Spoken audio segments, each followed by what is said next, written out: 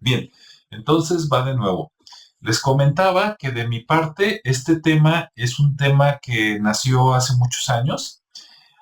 De hecho, antes de la pandemia, yo creo que más o menos, por lo menos unos 6 años. ¿Qué pasó hace como 6 años? Hace 6 años, por acá en Zapopan, Jalisco, está la oficina, digamos, el edificio del Colegio de Jalisco. ¿Qué es el Colegio de Jalisco?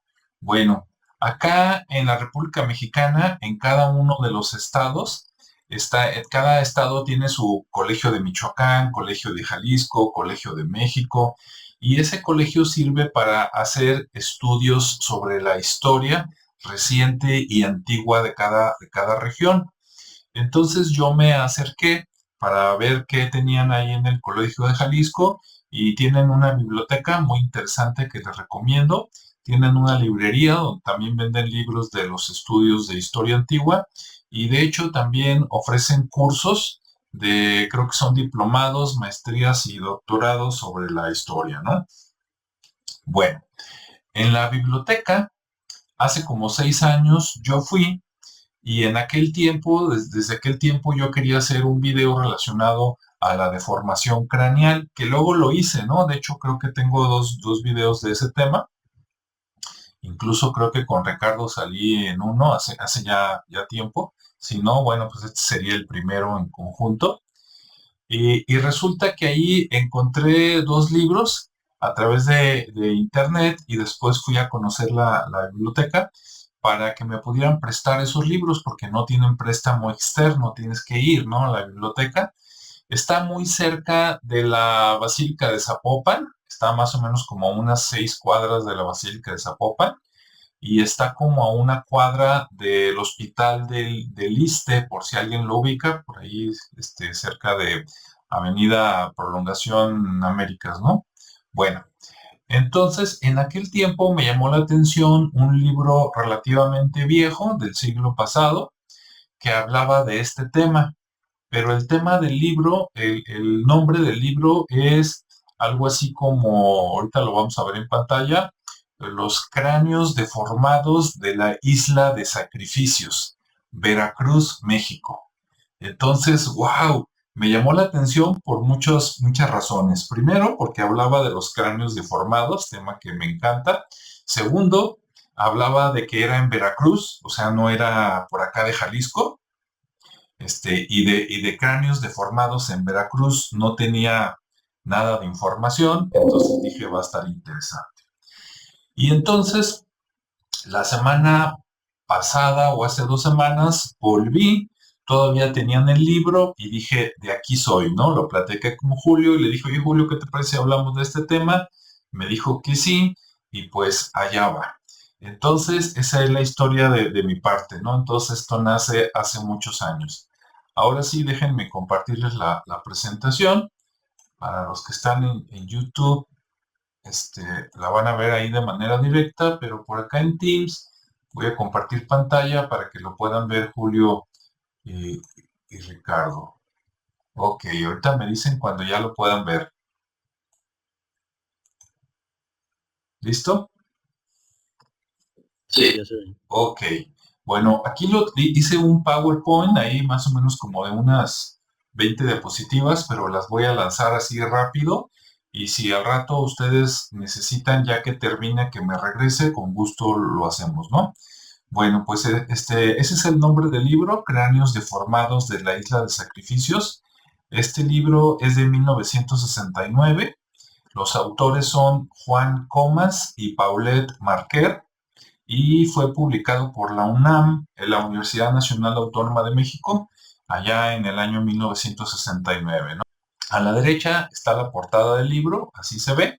Como es un libro antiguo, pues antes bueno, no todos, ¿verdad? Pero digamos, le metían menos creatividad, ¿no? A las portadas. Hasta el logo de la UNAM se ve raro, ¿no? Yo le hubiera puesto las 4 letras en horizontal, pero bueno, ideas de antes. Bueno, vamos a ver qué les tengo. Bueno, aquí está el mapa de México, ¿verdad? Y una parte de Estados Unidos y otra parte de Centroamérica. Y donde se ve por ahí el simbolito amarillo, ¿no? El chinche o como lo conozcan, la chincheta. Ahí está la isla de Sacrificios. Es una isla muy pequeña, como vamos a ver a continuación, y está enfrente de Veracruz. Está enfrente de un lugar que se llama Boca del Río, que es muy turístico, por si alguien lo conoce. Está a 2 kilómetros, ¿sí? 2 kilómetros, y entonces me voy a acercar un poquito más, pero ya lo vimos. Por acá arriba está Texas. ¿Y qué tiene Texas? Bueno, aparte que por allá vive Julio, se va a enlazar muy interesante este asunto, porque luego también tiene que ver con esta partecita de Texas, ahí donde colinda Texas con Luisiana. Por ahí, resulta que por ahí habitaron personas prehispánicas que tenían mucho que ver con los que habitaban acá en Veracruz, ¿no? Que usted no lo crea. Entonces, bueno, vámonos a la siguiente imagen. Estoy acercando por pedacitos. Aquí ya se ve más. Vámonos a la que sigue. Bien, aquí ya se empiezan a aparecer algunas islas, ¿no? Enfrente de lo que es Veracruz, esto que se ve blanco es la ciudad, ¿no? Extendida de Veracruz. Ahí está. Por fin aquí ya se ve Veracruz, la zona de Malecón, de Boca del Río, y enfrente a 2 kilómetros está la isla. Como ven, es una isla tan chiquita que el simbolito prácticamente la tapa toda. Es más chiquita que esta otra isla que se ve acá, es más chica que estas islas que se ven por aquí, de las cuales desconozco el nombre, entonces es una isla muy pequeña. De hecho, en su parte más larga mide menos de 400 metros, para que se den una idea, o sea, no tiene ni medio kilómetro, ¿no? Ahí está. Aquí ya vemos que, pues sí, aquí ya hay agua de por medio, ¿verdad? Por aquí está Boca del Río, y después de 2 kilómetros, aquí está la isla y llamada de los sacrificios. ¿Y por qué se llama de los sacrificios? Ah, pues vamos a ver, ya, para allá vamos. Bueno, aquí tenemos una vista aérea de la forma de la isla de los sacrificios. Como ven, tiene una forma así media extraña, como una gota, ¿no? Media deformada. Y como vemos, está muy arbolada, a pesar de que, según el libro que leí, en aquellos tiempos, en los años 60, dicen que tiene una altura sobre el nivel del mar de solo 4 metros. Eso dice el libro, ¿eh? No me consta, nunca he ido para allá, pero la historia que les voy a platicar es interesante. Y si yo viviera en una isla que está a 4 metros por encima del mar, pues yo sí me preocuparía, ¿no? Porque en la noche ya ven que sube la marea y yo no sé cuánto sube, pero si sube 1 metro, 2 metros o más, pues prácticamente casi, amenazan, ¿no? Con tapar la isla. Bien, por ahí vemos unas construcciones que son modernas. Por acá dice barco de cemento. Ahorita les platico por qué, ¿no? Y acá hasta tiene una área de buceo, por lo que se ve, de la cual desconozco, y una área inclusive de coral, por lo que me imagino que desde el punto de vista turístico, pues debe ser muy atractiva siempre y cuando esté permitido que la gente vaya por ahí, ¿no? Bueno, en esta otra diapositiva seguimos viendo la imagen real, la imagen satelital, pero a la derecha está un dibujo de ese libro. Como ven, la imagen más o menos coincide, pero sí vemos diferencias este, eh, con respecto, ¿no? Se supone que, bueno, o sea, el satelital pues es más exacto, la imagen más o menos coincide, pero también vemos algunas diferencias. Bien, por ahí midieron la isla en aquellos tiempos y supuestamente en la parte más larga medía 368 metros, y en la otra parte que tiene menos anchura son 192 metros. Bueno, yo la medí en Google Earth y esa parte que dicen que son 368 metros, a mí me dio 362 metros con 65 centímetros, ¿no? Entonces, la diferencia se puede deber a dos cosas. Una, que ahora las herramientas son más precisas, o dos, que la parte norte de la isla se haya estado hundiendo poco a poquito. Digo, puede ser también, ¿no? ¿Por qué no? Pero bueno, no es tanta la diferencia. Ahora, si se fijan ustedes en la imagen dibujada, Por aquí dice faro, y el faro está muy cerca de lo que sería el centro de la isla, un poquito a la derecha, a la izquierda, pero cerca de lo que sería el centro. Mientras que actualmente vemos que en esa parte no hay nada más que árboles y más abajo acá, más hacia el sur, es donde vemos construcciones. Entonces seguramente lo mudaron y estas construcciones son más nuevas y las anteriores, me imagino que las demolieron, cayeron en desuso y fueron tapadas por la vegetación, ¿no? Porque de hecho la isla tiene vegetación, inclusive se cuenta que en los viejos tiempos hasta tenía árboles frutales y tenía un pequeño como espacio donde se podría haber considerado como un huerto, ¿ok? Por acá lo que me llama la atención en la parte dibujada es que tiene algunos rectángulos que quiero pensar que eran vestigios de lugares prehispánicos, así como pequeños edificaciones, y acá en la realidad, pues por la vegetación ni siquiera se ven, ¿no? Ni acercándose más, que lo intenté en Google Earth, aparece. Bueno, ok, aquí está la última diapositiva donde está la isla. Ya está la imagen de la derecha más grande, ¿no? Para que se den una idea. Y efectivamente vemos que el faro de donde estaba, de donde lo habían registrado, a donde está actualmente, pues hay muchos metros de diferencia, ¿no? Y luego el muelle, aquí en 1960, ahora este dibujo, aquí dice 1955. El libro es del 69, pero en el libro hacen mucha referencia a exploradores desde 1518 hasta, creo que hasta 1955, 1960. Entonces, esta mapa lo hizo un investigador que se apellida Medellín en 1955. En ese dibujo de 1955, si se fijan, acá dice muelle, había un muelle. Ese muelle todavía existe, quiero pensar que es este de acá abajo, y donde termina el muelle ya le construyeron un barco de cemento. Es como adorno, realmente ese barco de cemento es como el nuevo muelle, ¿no? Y está conectado con el antiguo.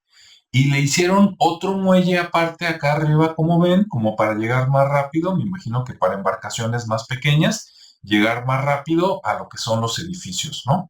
Que están por ahí. Ok. Bueno, ahora sí me voy a darles un poquito de información y luego les muestro que les platico qué hay ahí. Bueno, en el libro mencionan que esa isla se creó en el año 5000 antes de Cristo, o sea, hace 7000 años. Quiere decir que hace 8000 años, hace 7500 años, esa isla no existía. Se formó apenas hace 7000 años, cosa muy interesante, o sea, es relativamente muy reciente. Después dicen que tuvo un periodo al que se llama periodo arcaico de ocupación, que fue más o menos entre 1000 años antes de Cristo y 900 años después de Cristo. Entonces, en ese periodo, que prácticamente cubren casi 2000 años, de alguna manera había asentamientos prehispánicos, ¿no? Después viene una etapa que se le llamó de construcción y enterramientos, donde construyeron, imagínense una pequeña pirámide, que de hecho no son pirámides, son basamentos, ¿no? Son estructuras y varios enterramientos, o sea, prácticamente se hizo un cementerio. Y esto aconteció entre el 900 y el 1200 ya de nuestra era, ¿sí?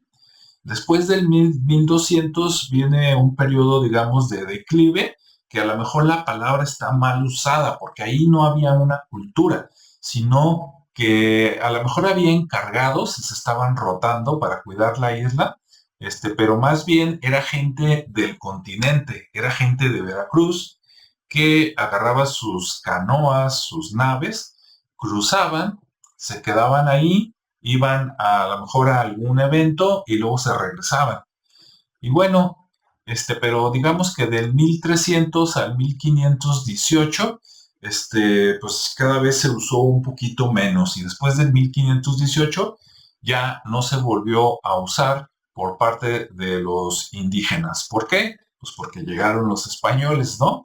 En 1518 más o menos en esa época, para que nos demos una idea, en Cuba se andaba sublevando Hernán Cortés, ¿no? Provocando el levantamiento, donde agarró sus 3 naves y se fueron después hacia el puerto de Veracruz o hacia Mérida, y ahí lo demás ya está en los libros de historia. Pero mientras, un capitán al que solo conozco como, creo que Juan de Grijalva, pues en un navío se fue a explorar esa parte de Veracruz y se encontró esa isleta, por ponerle un nombre, de la isla de Sacrificios. Esa isla seguro que tenía otro nombre para la gente nativa, pero cuando llegaron, desembarcaron, fueron a explorar la isla. Cuando llegaron ellos no había gente, pero sí encontraron unas pequeñas edificaciones, encontraron un cementerio y al parecer encontraron huesos, a lo mejor con impacto, que se veía que a lo mejor los habían matado, ya sea degollándolos o rompiéndoles huesos, o sea, de alguna manera violenta, ¿no? Y entonces los españoles que acompañaban a Juan de Grijalva en 1518 supusieron, por lo que vieron, pero no tenemos ningún escrito de qué fue lo que vieron, nada más la impresión de que de lo que vieron dedujeron que esa isla se usaba para hacer sacrificios humanos. Entonces, por eso le pusieron la isla de sacrificios. Pero nos queda la duda. De hecho, actualmente no podemos saber si esos esqueletos que encontraron, que muchos ya no existen y algunos ya los mandaron a museos, no sabemos realmente si los llevaban allá para matarlos o si ya los llevaban muertos, para empezar, ¿no? Entonces tenemos esa gran duda. Bueno, seguimos. Aquí están dos versiones de dos personas diferentes de la misma isla y van a ver que son totalmente diferentes. Había un investigador que se apellida Medellín, que fue el que hizo el diagrama que vimos hace rato, y textual, él dice, debió de ser un cementerio de los grupos totonacas de tierra firme, que lo destinaron para personajes importantes o ricos. Entonces dices, wow, según lo que nos dice este otro señor, pues es del pueblo totonaca, y pues él dice que eran enterramientos para gente rica, o sea que no cualquiera, ¿no? Como que si fuera un privilegio al que no es para todos. Pero luego hubo otro investigador francés, de apellido Dussolier, que él dice lo siguiente, nunca fue una isla para habitar, ya que toda la cerámica, o sea, de palcates y vasijas que encontraban, provienen de los entierros y no hay basureros. Entonces, el hecho de que no haya basureros te da a entender de que no había alguien viviendo ahí, porque alguien que vive ahí, pues come, defeca, ¿verdad? Y genera basura, quieras que no. Y entonces el hecho de que no haya un basurero le da a entender al otro de que pues no vivía nadie. Que de hecho no están tan encontrados, ¿no? Sino más bien son opiniones complementarias. Medellín, como vimos en el libro, es de 1955, mientras que Dussolier es más antiguo. Cuando fue la ocupación, ya ven que Francia intentó conquistar México, por ahí creo que en 1800 y tantos, no recuerdo bien las fechas. Entonces Dussolier es anterior y Medellín es alguien más actual, ¿no? Bueno, ahora sí, antes de leer esto, debí de haberles escrito algo, entonces los voy a platicar. Bueno, encontraron varios esqueletos completos, era un cementerio, pero muchos de esos esqueletos, los cráneos, estaban deformados. Y deformados, no me refiero a que los mataron y luego los rompieron, y no, sino de que ellos en vida tenían el cráneo diferente a nosotros. Cuando hablamos de la deformación craneal, normalmente la gente piensa en Paracas, ¿no? Allá en Perú, que allá tienen unos cráneos ahí que sí parecen alienígenas, ¿no? Porque eran más grandes que los nuestros y algunos eran hacia arriba, otros son hacia los lados, que vamos a ver algunas imágenes a continuación. Entonces, bueno, se tomaron varios esqueletos de ahí y algunos se trajeron acá al continente, a Veracruz, y que acabaron, al parecer, en el Museo de Antropología de la Ciudad de México. Ya ven que acá todo se centraliza malamente, pero otros inclusive se fueron a otros lugares, incluso algunos están por ahí en algún lugar de Estados Unidos y otros acabaron en París, en el Museo del Hombre, como vemos aquí en el título. En el Museo del Hombre en París, allá se enviaron 7 cráneos encontrados en esta isla de los sacrificios, supuestamente para que los estudiaran en ese tiempo, ¿verdad? Que porque aquí no había gente capaz, digamos, así lo dejamos. Además, a ese mismo museo de París se enviaron otros 9 cráneos similares en la manera de deformar el cráneo, pero estos otros 9 son procedentes de Sabine, Texas. ¿Sí? Sabine, desgraciadamente, Sabine, si vamos a Texas, Sabine es el nombre de 3 cosas. Es un pueblo, es un río y ya se me fue la otra cosa, pero hay 3 cosas que se llaman Sabine. Claro, todas están cerquitas, por ahí cerca de Galveston, ¿no? Entonces, 9 cráneos de Sabine, Texas, 7 cráneos de la isla de Sacrificios, Veracruz, México, se mandaron a París y por allá han de estar en algún lado, ¿no? Entonces, ¿quiere usted ver esos? Vaya a París y allá pregunte a ver dónde están. Y más o menos cómo se veían. Ahí viene lo bueno. Imagínese, si usted ve esto, dice, ah, caray, ¿qué es eso, no? Ya mero viene el Halloween. ¿Será que eso sale en Alien Romulus? Pues no, y es un cráneo real. Bueno, este es el dibujo, ¿no? Al rato vamos a ver el cráneo real. Este cráneo que está ahí dibujado y que viene del libro es el cráneo número 1855, conseguido por un investigador que se apellidaba Stuart y en 1948. Digamos que él lo desenterró, lo consiguió, creo que se lo llevó a Estados Unidos y así estaba. Imagínate que ves este cráneo, dices, ¿cómo le hicieron? Acá a la derecha vemos cómo se ve el mismo cráneo, pero de lado. Obviamente, eso que vemos como 2 bolas grandes acá, que a lo mejor a muchos les va a recordar la película de Drácula, ¿no? De Bram Stoker, ¿verdad? Porque tenía un peinado que salía más o menos así para los que vieron la película. Pero como vemos, en el donde está del lado, dices, oye, como que le faltó un pedacito de cráneo atrás, ¿no? Bueno, comparado con nosotros sí, pero lo que pasa es que por medio de bandas, que son las que desde chiquito les ponen para ir deformando el cráneo, pues precisamente le apretaron para que lo que se le iba a ir para atrás se le botara por los lados, ¿no? En pocas palabras. Bueno, me voy al siguiente. Este es un dibujo. El que sigue ya es un cráneo de veras de esos. Y bueno, este está identificado con el código 1034 y era de una mujer. ¿Sí? Este era una mujer. Y entonces ahí está de frente. Como ven, de frente parece ser que del lado izquierdo tiene como una trepanación, o sea, le hicieron un hoyo.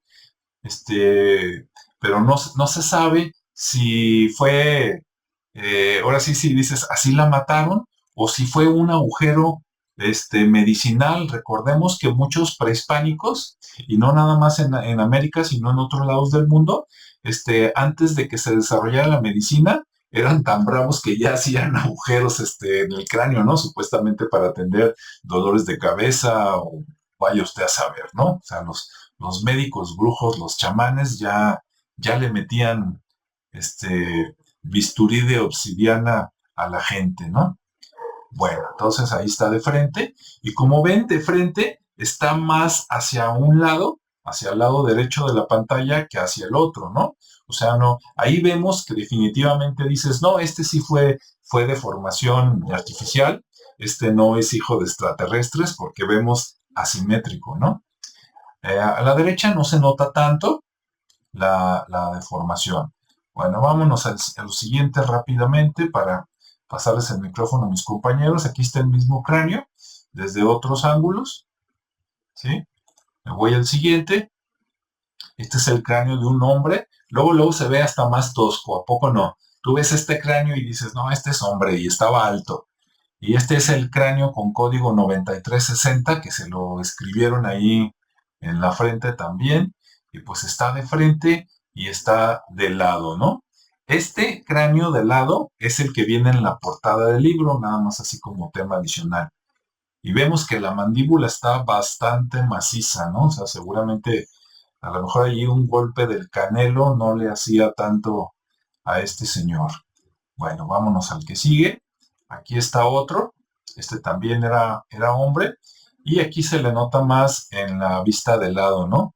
Una deformación entre atrás y para arriba. Ahí está.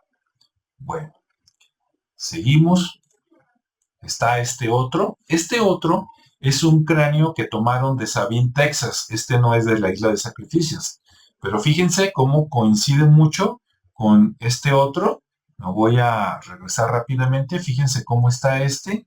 Y recordamos cómo está este otro. Y bueno, son, claro, no son iguales, pero tienen cierta similitud, ¿no? Uno te recuerda al otro. Bien.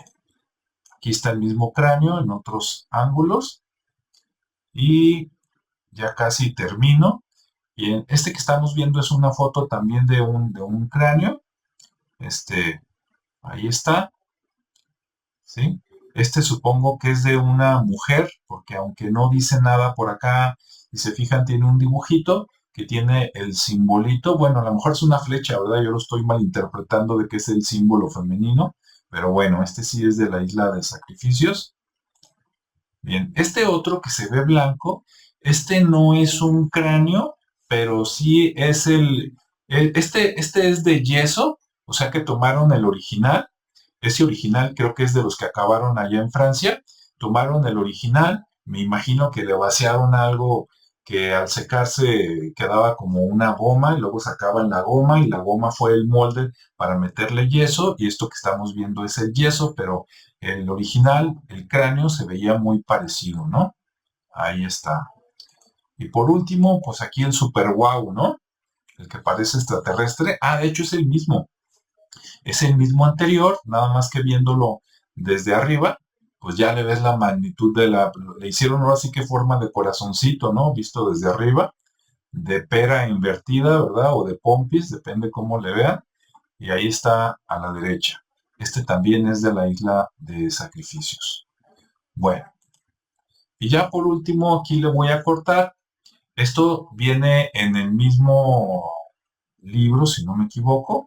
Si ven esta imagen de la izquierda, donde está la señora con su niño, y no tuviera lo demás, si estuviera nada más esta imagen y yo les pregunto, ¿de dónde es? Seguramente me dirían, de África. No solo por la deformación craneal, sino porque tiene toda la cara, díganme si no, de una africana con su bebé. Ah, pues si vemos acá abajo, resulta que este dibujo lo hicieron a partir de una fotografía tomada en 1939 en Centroamérica. No tengo el dato de qué país para decirles, es de Ecuador, es de Honduras, es de Panamá, pero es de Centroamérica. Y ahí, nuevamente, como siempre ha dicho Julio, ¿verdad? De que eh, estaba todo conectado. Dices, ¿cómo es posible que este dibujo que tiene toda la cara de una africana haya sido de una persona que estaba viva en 1939 o a lo mejor era de 1800 y tantos, de Centroamérica?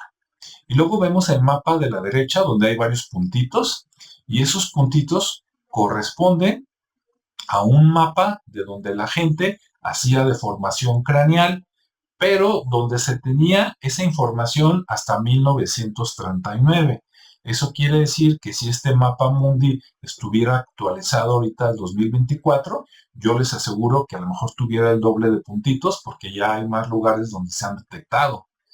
¿Y de dónde se sacó esta información? Acá arriba les pongo el URL, pero fue de un sitio ruso, ¿sí? En Rusia. Tiene mucha investigación. De hecho, me metí al sitio y tuve que traducirlo con Google porque estaba en ruso. Y por eso aquí, a lo mejor en lugar de figura 7, dice arroz, como que lo tradujo mal. Pero ahí está. Y entonces llama la atención que dices, oye, hay un punto en Canadá, ¿sí? Hay varios en Estados Unidos, sí, hay en México. De hecho, la parte norte de México y la parte del istmo, ¿no? De Tehuantepec. Y luego hay muchos acá en América del Sur. Está lo que sería Colombia, Perú.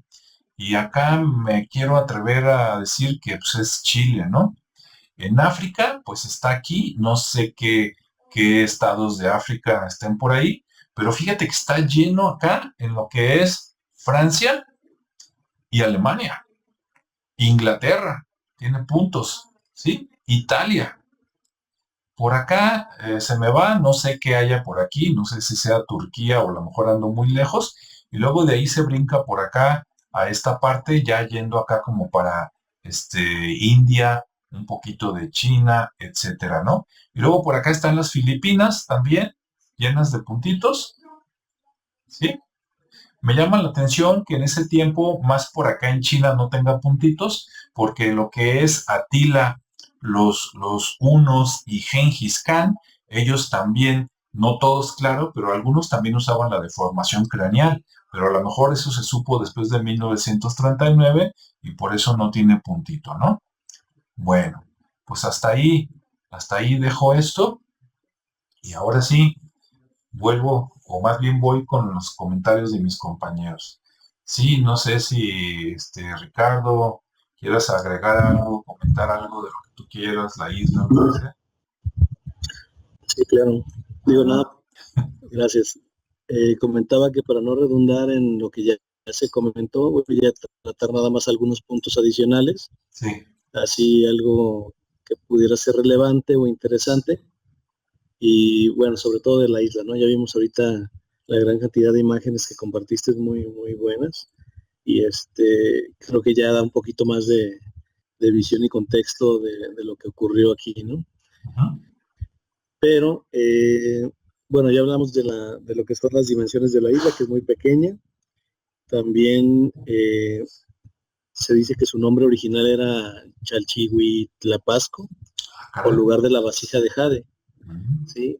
Que este nombre es el que ya tenía, pero bueno, llega Juan de Grijalva y bautiza la isla como de los sacrificios, ¿sí? Porque obviamente, como ya lo mencionaste, pues descubre algunos restos humanos, entierros, y, y, y bueno, se supone que hacen ceremonias y por ello le da ese nombre, ¿no? De los sacrificios. Pero realmente pues no se, digamos que no había una evidencia tangible, pues de que efectivamente, ¿no? Aunque sí hubo algún tema por ahí, ahorita lo menciono, respecto a lo que encontraron, y creo que eso más bien fue lo que lo impresionó y por esa razón le dio el nombre, Ujú. porque realmente lo utilizaban algo así como si fuera un cementerio, como lo mencionaste también, pero después sí lo utilizan de esa manera, ¿no? Pero aquí, por ejemplo, había muchos edificios con cal y arena, con cimientos, había muchos huesos humanos, obviamente cráneos ensartados, cadáveres, había ropa, y por eso empezaron a pensar que eran sacrificios, ¿no? También ahí encontraron una vez encontraron unos restos de personas, unos que tenían algunas semanas ya envueltos en unas sábanas, y después encontraron también una vasija con sangre. Entonces también de ahí viene el tema de que lo consideraron como una isla donde se hacían sacrificios, Ujú. ¿sí? Eh, Obviamente esta isla se forma con base a los arrecifes, Ujú. por eso es que alrededor tiene esa mancha blanca, y como bien mencionaste, está a 4 metros de altura del nivel del mar. Eh, Obviamente Juan de Grijalva fue digamos que la descubre en 1518, y bueno, ahí, déjame ver, es que estoy tratando de quitar la paja para que no se sea tan, pero bueno, eh, también estuvo en 1804, estuvo por ahí el famoso científico alemán Alexander von Humboldt, que también estuvo ahí explorando estas tierras, y con el clérigo Juan Díaz, que era uno de los capellanes mayores, y que venían en la misma expedición con Grijalva. Eh, y bueno, ellos pues obviamente iban a evangelizar, ¿no? Pero pues llegaron y encontraron, digamos que este tipo de escenas en cuanto a los pedazos de personas ahí. Y bueno, pues se quedaron nada más impresionados y la utilizaron un tiempo como base. Digamos que de ahí se movían y ahí lo utilizaban para estar, digamos que monitoreados y también de alguna manera asegurados por el tema de la pequeña isla, ¿no? También otro de los hechos relevantes es que en 1826 un italiano publicó, que se llamaba Claudio Linati, publicó un artículo que se supone que era el primer, bueno, se considera como el primer artículo de arqueología en la historia, y había un diario que fue más bien un periódico que una vez cuando se consuma la independencia se funda este periódico que era básicamente de crítica y literatura, se llama El Iris, y ahí se incluyen estas páginas con esta reseña de Claudio Linati, e incluso lo ponen en una sección de variedades, o sea, ni siquiera fue como un tema de historia o de arqueología, pero se considera como uno de los primeros artículos arqueológicos publicados, y esto pues también fue muy, muy relevante, ¿no? Porque pocas veces se hablaba de este tipo de situaciones. Y bueno, pues ya como mencionaba Juan de Grijalva, descubre esta isla, eh, y bueno, cuando llegan ahí, pues empiezan a hacer la exploración, al ser un territorio muy pequeño, pues rápidamente encuentran los restos de todas las partes humanas, cráneos, y bueno, pues se ve horrorizado, ¿no? Y por eso lo toma como como una especie de barbarie, y también por eso el nombre, como lo había mencionado ya. Ujú. Y bueno, ¿qué otras cosas por aquí? Mm, Déjenme ver qué otros hechos relevantes. Bueno, digamos que en los bueno, actualmente la isla ya es un territorio protegido, lo cuida la Marina y tiene ya es una construcción muy moderna y un faro. Ujú. Eh, pero entre los muchos eventos ocurridos en la isla de los sacrificios, se puede mencionar, por ejemplo, la isla fue inundada y devastada por el paso de un huracán de categoría 3 el 2 de septiembre de 1552, lo que tú mencionabas. O sea, con cualquier altura digamos, con cualquier movimiento de la marea, el crecimiento pues podía incluso desaparecer, ¿no? Pues en este caso, en 1552, pues sucede con este huracán y prácticamente no fue inundada. eh, y bueno, ya después se volvió a estabilizar el agua y pues bueno, quedó ahí, ¿no? Y había barcos esclavistas ingleses de John Hawkins y Francis Drake que fondearon, digamos que el proyecto de esta excursión, Ujú. y después fueron expulsados, ¿no? Se fueron del puerto de San Juan de Ulúa y los expulsaron los españoles. Entonces ya después, en julio de 1585, se establecen hospitales en la isla de los sacrificios y en la ciudad de Veracruz, hoy es el pueblo de la Antigua, y se entregan a los religiosos, ¿no? Por la orden de San Hipólito Mártir, que en ese entonces estaba en la orden del virrey Álvaro Manrique de Zúñiga. Los prisioneros hechos en la ciudad de Nueva Veracruz, que entonces así la llamaron por el pirata Lorencillo, fue en 1683 y los trasladaron a la isla, y ahí sufrieron severas penalidades por la escasez de agua y comida mientras esperaban que fueran rescatados, pero pues nadie los rescató. Entonces ahí murieron. Ya en 1707 y en 1740 ya se hicieron varios proyectos para construir un fuerte, una batería de cañones.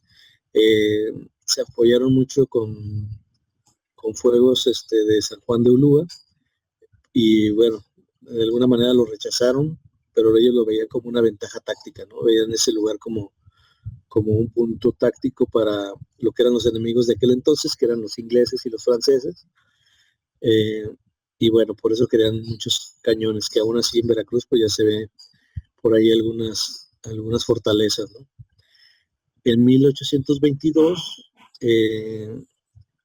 la isla se convierte en, digamos que en un objeto de disputa entre los españoles refugiados y la gente de San Juan de Ulúa, y el gobierno del Imperio Mexicano, pues obviamente encabezado por Agustín de Iturbide. Ahí estuvieron pues en la disputa entre quién se quedaba con esa isla. Ya en 1824, el general Manuel Joaquín Rincón construye 3 pequeñas baterías de cañones llamadas Guadalupe, Libertad y República. Y bueno, ahora sí que con una tropa llegan al muelle y bueno, con una guarnición de 200 hombres y 10 cañones en la isla, y pues hacen un bloqueo y pues se rinde ahora sí que los de San Juan de Ulúa, ¿no? En noviembre de 1825. Y en marzo, el 18 de marzo de 1825, el general y presidente Guadalupe Victoria decreta la creación del primer Museo Nacional Mexicano y se instala en los salones de la Real y Pontificia Universidad Nacional, contando con una colección de historia natural y una historia de estas últimas piezas arqueológicas que encontraron en la misma Ciudad de México y en la Isla de los Sacrificios.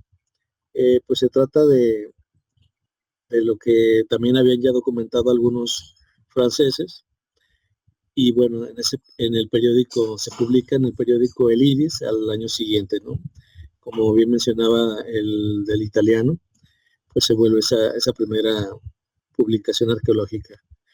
Después los tripulantes de los barcos de los capitanes Dumanoir y Ivan Napin desembarcan en la isla en 1841 y en el 44, y comienzan a hacer excavaciones, y obviamente entre las excavaciones pues empiezan a hacer saqueos, ¿no? De muchas piezas, las que hoy se exhiben en Francia y en Gran Bretaña, y bueno, como siempre, ¿no?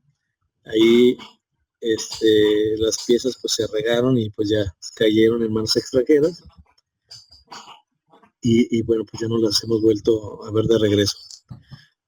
Y bueno, ya después hubo más expediciones de tipo antropológico por el francés Jean Baptiste en 1889, donde también se vuelven a encontrar algunas piezas y entierros humanos con varios cráneos y deformaciones, de las cuales ya mostraste imágenes. Y bueno, pues todo esto llamó la atención de la comunidad científica, obviamente internacional, y en 1893 se construye en la isla su primer faro para la seguridad marítima. En 1935 se levanta otro de forma cilíndrica y color rojo, y en 1964 ya se erige el actual faro que se encuentra hasta este momento, ¿no? Y bueno, ya en la década de los 40 se construye la Dársena, Juana de Arco, por el general Heriberto Jara Corona, que fue secretario de Marina, y bueno, por la cual se trata para experimentar con barcos de ferrocemento, y se fabricó también, y se hundió ese barco. No dice por qué razón, pero bueno, después fue remolcado a la isla y fue adaptado para servir como muelle. Y se conserva actualmente, ¿no? Hasta la fecha ese barco ahí hundido. En 1995, la arqueóloga Marina Álvarez Ríos y Sergio Vázquez Zárate, del centro del INA, ya hicieron un informe de las excavaciones que hicieron en 1990, reportando los hallazgos de varios entierros de adultos, adolescentes y niños, así como vasijas en forma de tortuga. En el 2010 se instala una estación ya meteorológica tipo Seaman, días antes de la entrada del huracán Carr, ubicándose en la superficie plana del antiguo barco, que es hacia donde está la isla en pico, que tú mostraste esa zona plana, y que ya está con ferrocemento. Y en 2011 la estación fue dotada de paneles solares para economizar en combustible. Y bueno, así sigue un poquito más de historia, hasta pues ya la fecha, digamos que sigue siendo una isla pues ya protegida. Digamos que han estado haciendo muchos ya documentos, libros, los cuales se han presentado ya en Feria del Libro, y bueno, pues hay muchos autores ya respecto a esto, ¿no? Incluyendo el mismo INA, incluyendo la UNAM, como bien mostraste el documento, Y pues bueno, ha sido todavía se puede excavar más, pero ya no lo han hecho porque también hay restos como de pirámides o que no le han hecho más excavación o investigación, aunque ya está protegida y ya no tiene acceso al público, aunque sigue habiendo mucho turismo y mucha gente en kayak llega a las orillas. Entonces, como que quieren evitar que se vuelva a haber un saqueo o a lo mejor ya saquearon todo y ya no hay nada, pero aún se conserva como un lugar ya protegido por la misma marina y ya no permiten el acceso a esta isla, ¿sale? Entonces ahí, nada más para complementar un poquito lo ya comentado. Sí, muchas gracias. Digo, desgraciadamente no hay fotografías, ¿no? Ni del gobierno, ni, bueno, yo no encontré, ni por el gobierno, ni por Secretaría de Turismo para ver cómo está actualmente. Adelante, Julio, ¿qué nos cuentas? No te oigo otra vez, Alejandro, pero me imagino que me toca. Sí, Y entonces, algo que yo pude encontrar aquí que también es parte de un libro del autor es Juan Comas, es que parte de estos hallazgos y de esta deformación craneal encontrada en varios entierros en varias partes de América, se habla que uno de los primeros hallazgos fue en lo que conocemos ahora como Ohio, que es conocido como el cráneo de Natchez, que también tiene, a lo que yo puedo ver, esto fue encontrado alrededor de 1840 y 1850,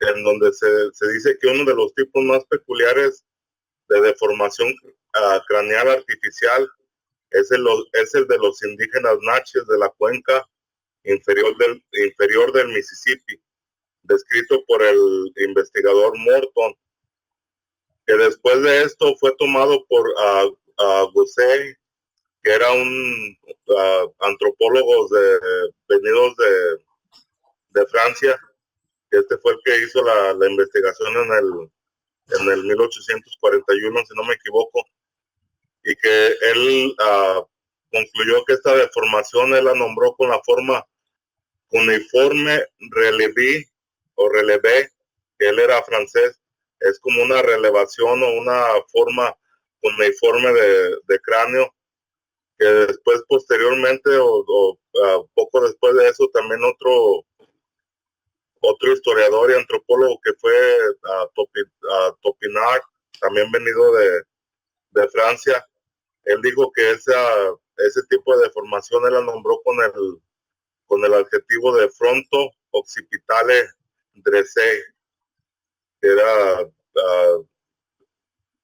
los términos que este investigador lo denominó, y que ya después de esto también llegó otro investigador procedente de Italia, de apellido Imbeloni, que lo describió como un tipo brachycepali artificiali ereti, en un grado extremo, que esto significa que era un cráneo que había sido deformado en forma artificial, ¿no? Por la mano del hombre. Y que algo que no está aquí en esto, en toda esta información, es que nunca se les hace el estudio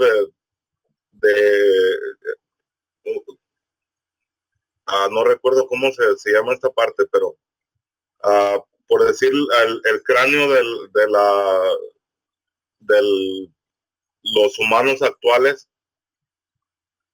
tiene el orificio en donde se conecta con la columna vertebral y con toda esa parte, tiene el orificio en la parte trasera, ¿no? Cargado un poco a lo que es la parte trasera del cráneo, porque ahí es donde está el principio del cerebro, en donde todos los nervios, todo el cableado de todo tu cuerpo se conecta a tu cerebro, pero está en una parte trasera. En partes de los hallazgos que se han encontrado también allá, lo que mencionabas ahí en el mapa, Alejandro, que ha sido en Perú, en partes de Bolivia y en el norte de Chile, que está el mismo tipo de cráneos que han sido encontrados, pero que hay un investigador que se llama Brian Forrester, es americano. Ese hombre se movió a vivir allá a Perú, en donde hay muchos vestigios, hasta se casó con una peruana para poder adquirir el permiso para investigar de forma arqueológica. Y él encontró que muchos de este tipo de cráneos deformados que se encuentran en Perú, esa parte de la conexión con lo que es la columna vertebral y todo lo que son los nervios, ¿no? que conlleva el movimiento de todo el cuerpo, él encontró que en ese tipo de cráneos está más cargado al centro de lo que es la parte inferior del cráneo. Y otro punto interesante que él también pudo encontrar es que estos cráneos no se puede decir que hayan sido deformados, porque simplemente contienen una capacidad mayor en centímetros cúbicos dentro del cráneo, que esto supone o conlleva a que esos cráneos de esas personas, de esos seres que estuvieron aquí sobre la Tierra, porque ahí están los vestigios, tenían una capacidad mental y un cerebro mucho más grande que el del humano contemporáneo, ¿no? Del humano actual. Y que es algo que no se ha investigado. A lo que puedo ver que en esos hallazgos se dieron a la tarea más de investigarla o se maravillaron, más bien dicho, con las formas que tenían estos cráneos, que no se fijaron en la parte de lo que es la composición esquelética de un ser humano de la actualidad. Entonces, yo puedo pensar que muchas de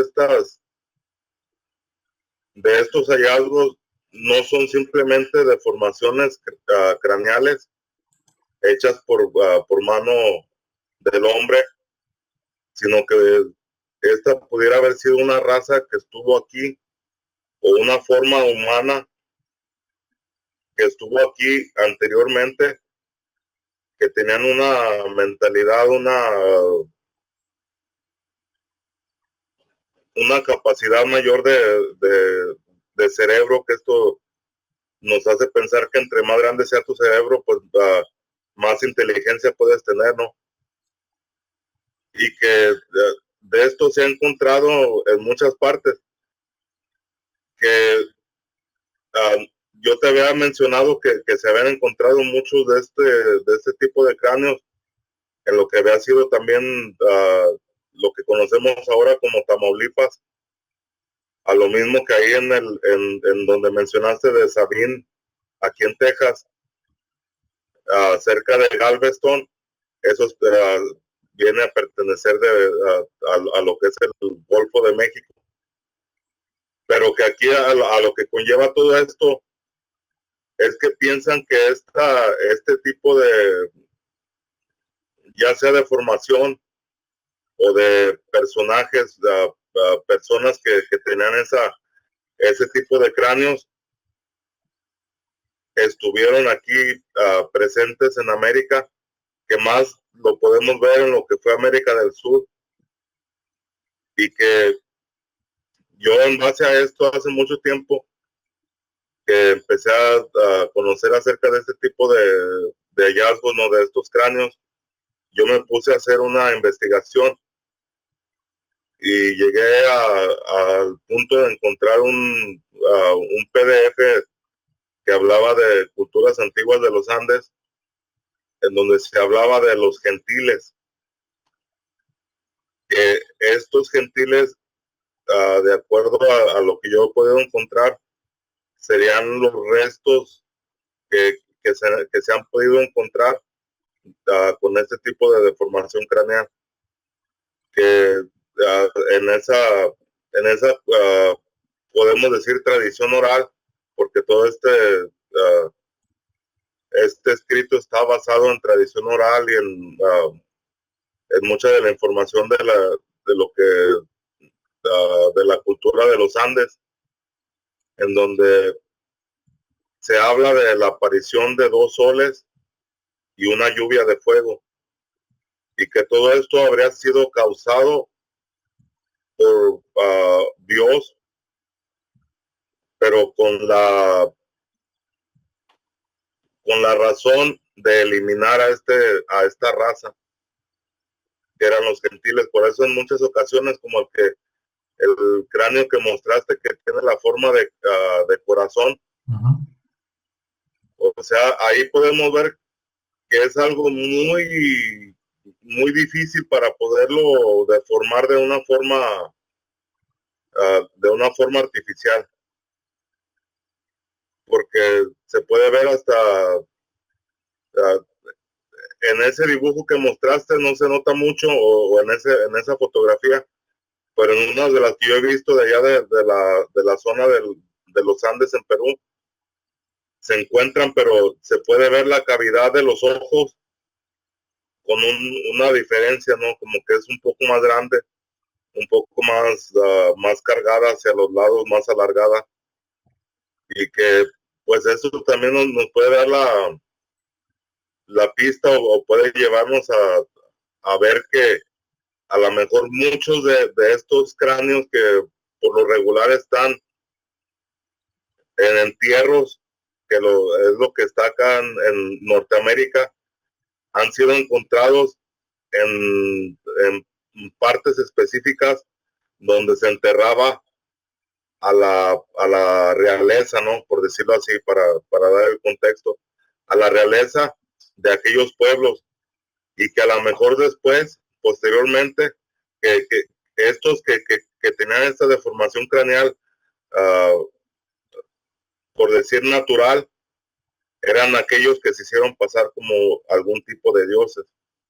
Y por eso es que los encontramos en todo este tipo de mausoleos, ¿no? Como ahí donde están esas estructuras en la isla de los sacrificios, ahí en Veracruz, que a lo mejor esa isla fue usada en primer punto, para poder hacer entierros de este tipo de seres, ¿no? Que ya sea que hayan sido considerados como realeza, o que hayan sido considerados como dioses, y que posteriormente, pues a lo mejor tribus ya en épocas más modernas, por decir como los totonacas, pues ya pudieron ir a realizar algún tipo de rituales, ¿no? Algún tipo de ceremonias, porque lo primero que se encuentra cuando uno busca acerca de la isla de los sacrificios es que los españoles, al llegar a esa isla, al inspeccionarla, encontraron restos humanos que supuestamente tenían los huesos del pecho deshechos, quebrados, y que ahí es donde ellos avalan también la teoría de que aquí en México se sacaba literalmente el corazón a las personas, ¿no? Entonces todo esto podemos ver que también es una forma de seguir ¿cómo se podría decir? Una propaganda, que fue lo que vinieron a hacer esos invasores aquí en América. Quisieron seguir esa propaganda, y pues de ahí todo lo que convenía o que conllevaba a lugares que encontraban, a todo le buscaban la forma de demonizarlo, de decir que pues aquí las culturas eran salvajes, que no se tenía ningún conocimiento, y de ahí es donde pues todo lo que fue la cultura de aquí de América, especialmente América del Norte. También sucedió en América del Sur, pero yo considero más que aquí en América del Norte es donde se ha tratado de demonizar más todo esto. Y en referencia a los cráneos, hay uno muy importante también que fue encontrado en tiempos también muy antiguos, que se encontró en la parte arqueológica de Mitla, en Chiapas, y que es uno de los que ha sido el más difícil para los estudiosos de este tipo de hallazgos, porque no encuentran la manera de cómo este cráneo pudo haber sido deformado, si es que hubiese sido deformado en una forma artificial. Por eso es que mencionaba y yo pienso que muchos de estos fueron en realidad cráneos naturales, y que después las culturas posteriores, ya haya sido por tradición oral, hayan querido copiar de alguna forma este tipo de apariencia, ¿no? Ya sea para gobernar o tener algún tipo de beneficio. Pues voy a ver si pudiera compartir ahí pantalla, Alejandro, Sí, sí, para mostrarles. por ahí hay un botoncito cerca del micrófono que dice compartir. Le das clic y luego te aparece una ventanita y donde dice pantalla 1, ahí le das clic y con eso ya. Ok, ya lo encontré. Ajá. Muy bien. Ahorita que ya se vea, te decimos. Ahí ya se puede ver. Sí, ahí va. Ahí está, listo. Se ve la forma esa, que es un dibujo, Eh, pero se ve como el cráneo, porque yo aquí no lo puedo ver. es que creo que estás mostrando el mismo documento, pero otra página. Ahorita, Es que ándale, se ahí movió. está, ahí está, página 517. Esa fue del cráneo que fue encontrado en lo que fue. No, a ver, aquí nos está diciendo que este es de Perú. Ujú. Que hay uno el que fue encontrado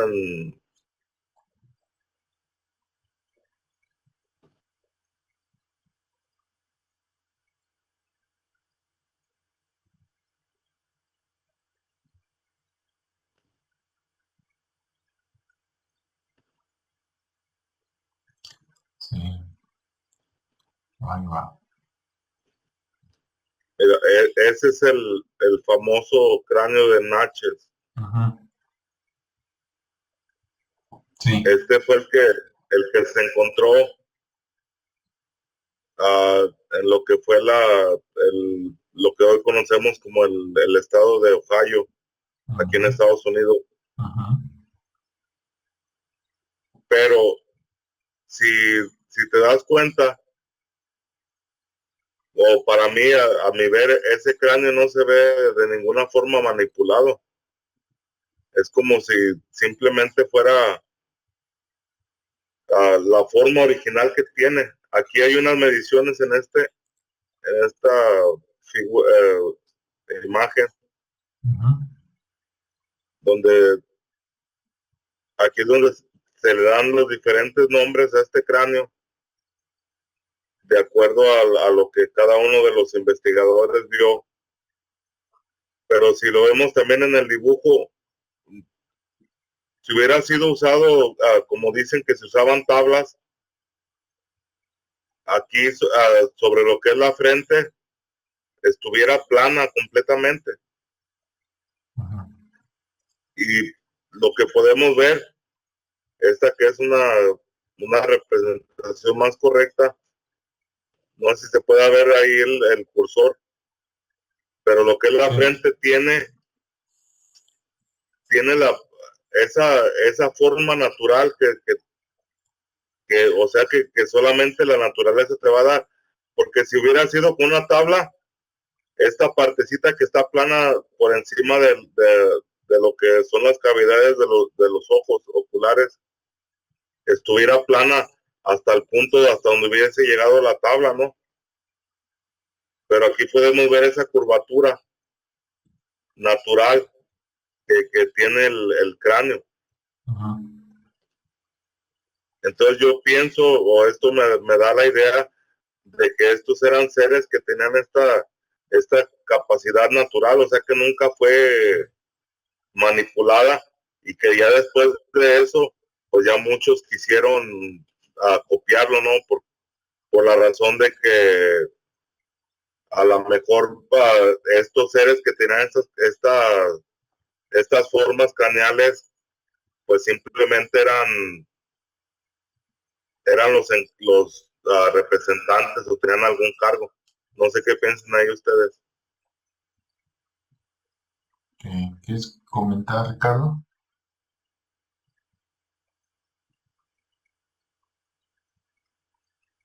Muy bien. Adelante, todo bien. Sí.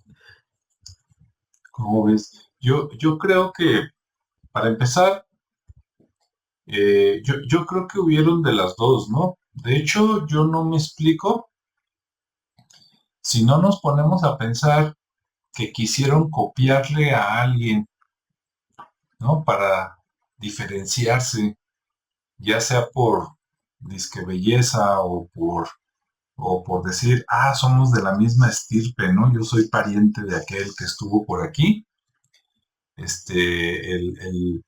El validarte, ¿no? Sería una buena razón para decir, es pariente de los otros, ¿no? Que eran los originales y que así nacían. Si no fuera así, me parece a mí muy difícil el cómo se le ocurrió a alguien cambiar la forma de su cráneo sin ver un modelo, ¿no? Sin ver a alguien que sea diferente. O sea, se me hace muy, muy extraño, así que de la nada. A menos que en algún momento, porque algunos van a decir, no, de seguro eran extraterrestres. A lo mejor sí, a lo mejor no, porque también han pasado tantos millones de años que quién no te dice que había una raza de Homo sapiens 2.0, ¿verdad? Que tenían un cráneo más grande y que en algún momento, pues coexistieron y que después, quedaron muy pocos y que a alguien se le ocurrió, pues me voy a... Ahora, eso de las tablas, a lo mejor sí es cierto, ¿no? Pero a mí se me hace muy salvaje lo de las tablas.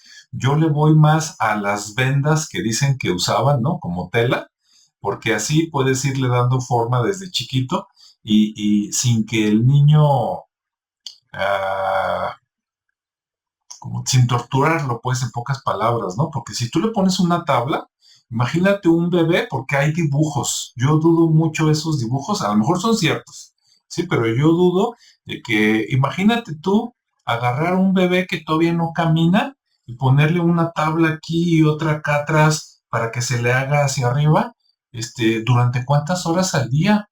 ¿Y a poco lo vas a tener metido ahí nada más entre dos tablas? El pobre niño llore y llore y chille, y nomás lo vas a sacar para amamantarlo y otra vez a las tablas. O sea, se me hace muy cruel, ¿no? El pobre no va a ver nada. Se me hace más lógico el ponle la venda, le das la forma, le vas aflojando conforme va creciendo el niño, pero siempre hacia arriba, pero así el niño puede ver, puede platicar, puede caminar, puede jugar, puede comer. En cambio, con las tablas, pues sí se me hace así medio criminal, ¿no? No sé qué opinas, Ricardo.